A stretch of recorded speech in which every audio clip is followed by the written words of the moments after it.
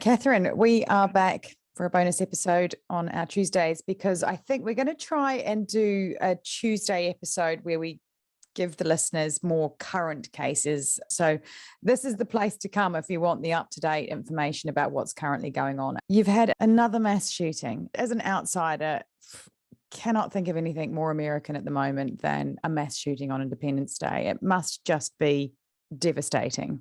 It was very shocking, but it's hard for people to hear that word and say, aren't they all shocking?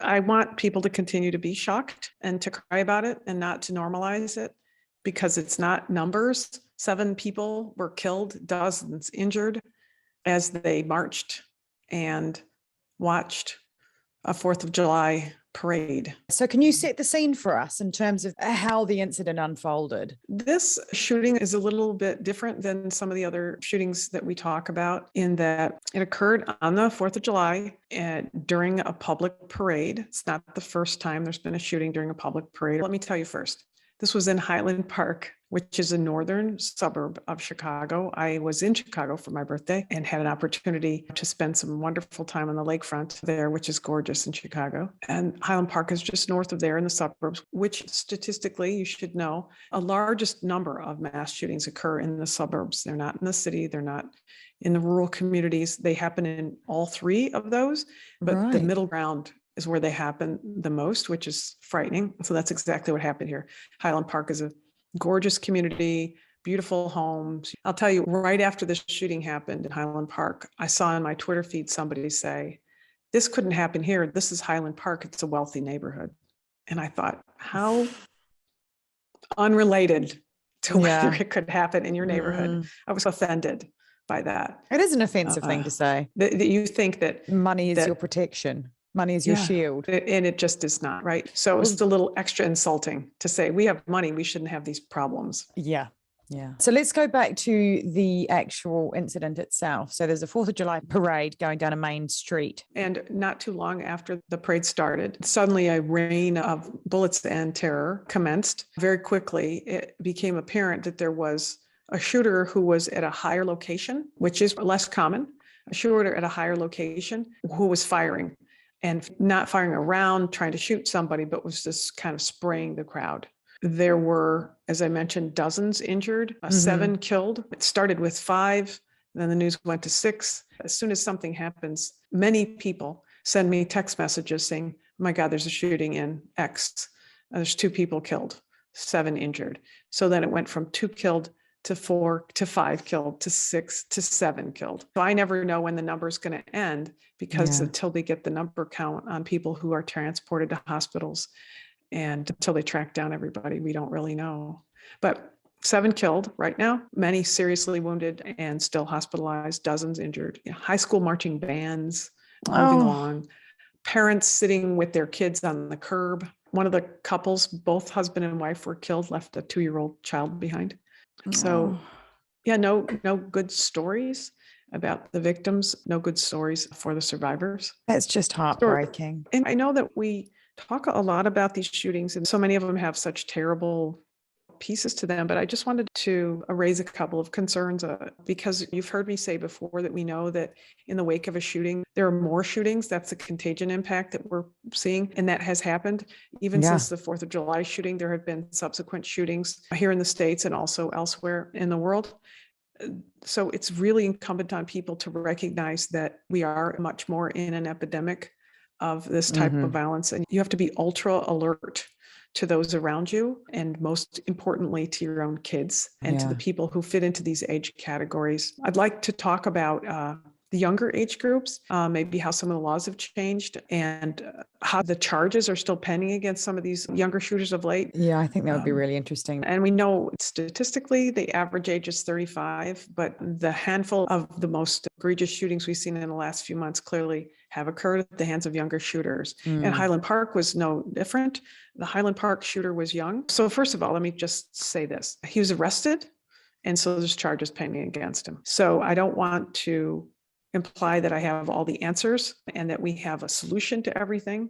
But we have a lot of cases that are pending right now with younger shooters who are still alive. And a lot of times we don't have shooters who are still alive. This shooter also escaped from the scene, which I haven't seen very often in the cases that we've done. That's quite unusual, isn't it? Yeah, I wouldn't use the word escaped. He fled, right? Right. Yeah, true. He fled the scene for sure. He's 21 years old. And we have other shooters who are arrested at the scene. You're absolutely right. The Uvalde school shooter was at the scene and then eventually killed. And, he never left the scene after his shooting. But there are plenty of other shooting situations where I look even way back to Aurora, Colorado, the theater shooting, which was another thing that just shocked the conscience of people because they had just gone there to see a movie. That shooter finished shooting, stepped out the back door and stood there. That happens.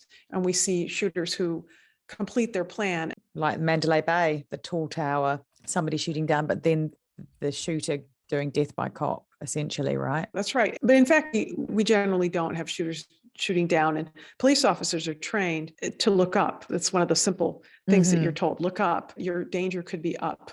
So they scan building tops and they scan windows as they do parade route protection and things like that. And in this case, you get somebody who pops up over the edge, and that's what this kid did. He pops up over the edge and he begins shooting. First, you have to even determine, where are these shots coming from? Yeah. And then you have people screaming and everybody's running.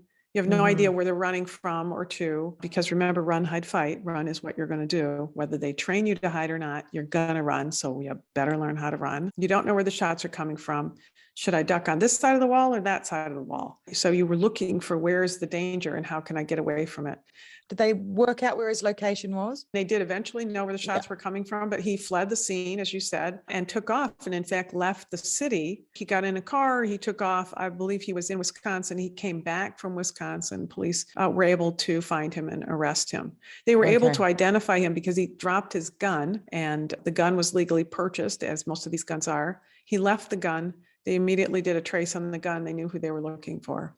Wow. Okay. That's interesting. I did wonder how they got to him so quickly, but then I feel like there's eyes everywhere now, isn't there? Yeah, definitely. Every Starbucks has a camera and then every bank has a camera in front of it, and people have their phones and they lift their phones up and they're saying, oh, he's up there. And all of that we put together to do investigative work. But that idea of being able to arrest somebody right away when something bad happens, that just takes good police work. One of the reasons why I wanted to just let our listeners, our viewers see this is this young man had interactions with law enforcement before this occurred. And so he was absolutely on the radar. Remind me how old he was? He was 21 at the shooting. Okay. But he was 19, like kind of 3 years earlier. Police had been called to his house because he had told family that he was going to commit suicide and he wanted to kill everybody. And there were 2 occasions when law enforcement came to his house. And in one of them, they took away 16 knives, no firearms, but 16 knives, a sword and a machete that he had said he was going to use to kill himself and his family. Wow. Okay. Now, a couple of things are jumping out at me there. So that was 19. Did that get reported to a system? Because if that had been reported, then surely he can't buy a gun legally. It was not. There's our first marker. If you're under the age of 21 in Illinois, you have to have a parental signature, a joint co-signature on your card to get the firearms authorization card that allows you to buy a gun. A couple of months after this last incident, law enforcement returned the knives and the machete and the sword to the dad because the dad said, those are mine, and he got them back. A couple of months after that, the dad signed for this kid to be able to get a FOID card, F-O-I-D, a FOID card in Illinois. And then he bought 5 weapons, including a semi-automatic weapon that was used in the shooting. Wow. 3 months after these incidents, the dad signs for him to get the card. And again, the kid is the one who did the killings. If he's in fact convicted, he'll be convicted as a murderer. But the dad, I don't want to victim shame, but I'm asking, let's put the hands on the table. What do the cards say? Yeah. What do the cards say? And interestingly, when we look at the case like the Oxford case, where the parents are culpable because they enabled him to get that gun to then use in the Oxford school shooting, the laws allowed him to get this gun legally, and his parents have still enabled him to do that. But there's no culpability there, I'm imagining. Yeah, so that's a great comparison, and really one of the reasons why I just wanted to bring this up right now, because, we all believe our kids. I always say that all the time. Teenagers, they tell you everything they tell you is truthful, and they hide things. We see after teenagers are arrested, after young people in their 20s are arrested, if they're still living with or in contact with family members, that they'll say, oh, I hid this from them. I stole money from them to buy it. I created a false wall in my bedroom to hide stuff. And I lied to my parents. I think the Oxford High School shooter, whose case is pending in Detroit, said that to friends online in chat rooms and said, I'm lying to my parents. I think they're beginning to suspect something. The Oxford High School shooting happened 2/3 of a year ago, and those parents are still in jail, being charged with involuntary manslaughter, these very serious charges. The parents purchased a gun for a minor, knew the minor was making threats.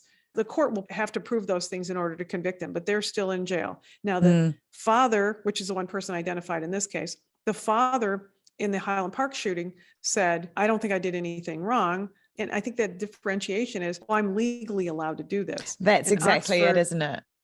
Yeah. In Oxford High School, the parents weren't legally allowed to purchase a gun for a 15-year-old and then give it to him as a Christmas present, which is what they did. Stocking friggin' filler. Exactly. A stocking filler, and very proud of the fact that they did that. But now both of them are in jail and they had no Christmas. Now, around the same time as this has happened, there's been pushed through the new gun reform laws. Would any of those laws that have been pushed through, and we are doing a bonus episode on that next week, would any of those have stopped this killer in his tracks? Possibly, but I think it would take 2 steps. Right. This individual had talked about suicide, and police had responded with concerns that he might kill himself or his family, but there was not a mental health evaluation that was reported on and put into some check system. This is a great example about one of the things that the federal law might help with is it allows for a more extensive, potentially extensive background check for people under the age of 21. So if he was 19 when he purchased these weapons, then the background check would allow not only the checking to see if he was a convicted felon and some other things, but also allow to check back to the local community, to the state and local law enforcement, potentially mental health people, to see whether there was a reason why this person should not have a gun. If this federal law had gone into effect, 2 years ago, it might have allowed the people checking his background when he was 19 to get a gun to see and tap into the local records for law enforcement and see that he had talked about killing his family and killing himself. And maybe that would have made a difference, but I don't know. And also on that point, there's no legal requirement for that to be reported into the next system, is there? That's still like a voluntary reporting system. No. So you hope that the person that has done the mental health check then reports it to the next system. And there's so much human error in there and so much human choice that's involved. Yeah, and manpower issues. Let's be honest, it's a manpower issue too. And you say the NICS system, that's a federal system. Illinois State Police has its own system too, and they issue a card. They check the background checks into the federal system, but then they have their own check systems. I think some states are shoring up their regulations a little bit, and maybe these incidences are ones that will provide for more financial support for the mental health departments, maybe create mandatory situations where reporting is done into the systems that have to do with background checks, but we'll have to see. And in the meantime, they're rolling funerals in Highland Park right now. The couple whose 2-year-old is left behind. Just unbelievable. Yeah, it is. It's a waste. All those people are gone because they're not just a number. They're people.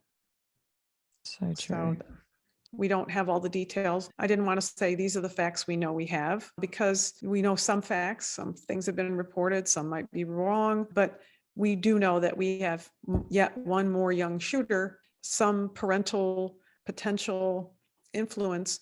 And I guess because we've got a killer that is alive, we're going to see this case develop, and we might actually come back and revisit this case at a later date and see what else we can glean from it and take away, learn from, essentially, right?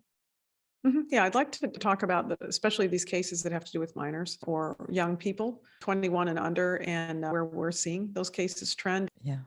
And the other really important thing about this killing is the contagion effect. This is the time to be on high alert, isn't it? Absolutely. I was traveling for work with clients, and every day there was another shooting. And some of them are national, some of them are international. Mm. The word gets out there, and they don't all blend together. The assassination of a former prime minister in Japan is Oh, different in yeah. some ways than these types of mass killings that have to do with people who are struggling to fit in society or maybe don't want to live anymore. And that's different from somebody who wants to commit a terrorist act. But still, they're all terrible firearms deaths. And one absolutely leads to another. That contagion impact is there.